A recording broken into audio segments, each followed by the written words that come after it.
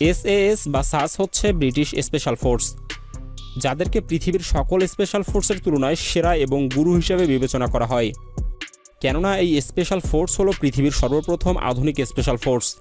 এদের ট্রেনিং লেভেলটাই অন্য পর্যায়ের। SAS এর ট্রেনিং এতটাই কঠিন যে প্রতি 1000 সৈন্য থেকে শেষ পর্যন্ত মাত্র 15 থেকে 20 জনই টিকতে পারে। জনপ্রিয় টেলিভিশন শো ম্যান ভার্সেস ওয়াইল্ডের বেয়ার গ্রিলস এর দিকে তাকালেই বুঝতে পারবেন যে SAS পৃথিবীর যে কোনো জায়গায় যে কোনো পরিবেশে টিকে থাকতে সক্ষম। বেয়ার গ্রিলস SAS স্পেশাল ফোর্সের 21 রেজিমেন্টের একজন সাবেক কমান্ডো। তার মতো ব্যক্তিও এই বাহিনীর মহড়ার সময় বিমান থেকে পড়ে মেরুদণ্ড ভেঙে শেষ পর্যন্ত অবসর নিয়েছে।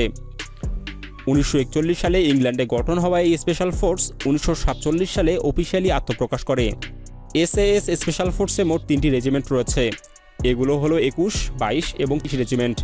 এই এলিট ফোর্স বন্দী উদ্ধার, গুপ্ত হামলা, শত্রুর অবস্থানে নিখুঁত হামলা করতে অত্যন্ত দক্ষ। তারা সোমালিয়া, ইরাক, আফগানিস্তানের অনেক অপারেশনে তাদের শ্রেষ্ঠত্ব প্রমাণ করেছে। এই স্পেশাল ফোর্সের সকল ট্রুপসকে কয়েকটি স্কোয়াড্রনে ভাগ করা হয়েছে।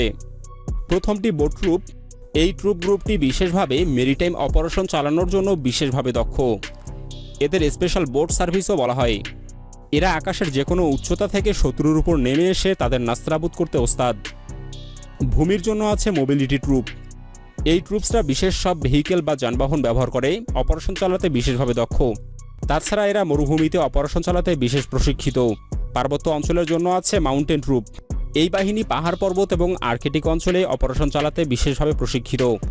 এরা আর্কটিক অঞ্চলে মিশন পরিচালনার জন্য বিশেষ সব ইকুইপমেন্ট ব্যবহার করে। SAS হচ্ছে এমন এক ধরনের স্পেশাল ফোর্স যাকে পৃথিবীর সকল স্পেশাল ফোর্স কোনো না কোনো সময় অনুসরণ করেছে, কারণ এটি পৃথিবীর সর্বপ্রথম এলিট স্পেশাল ফোর্স।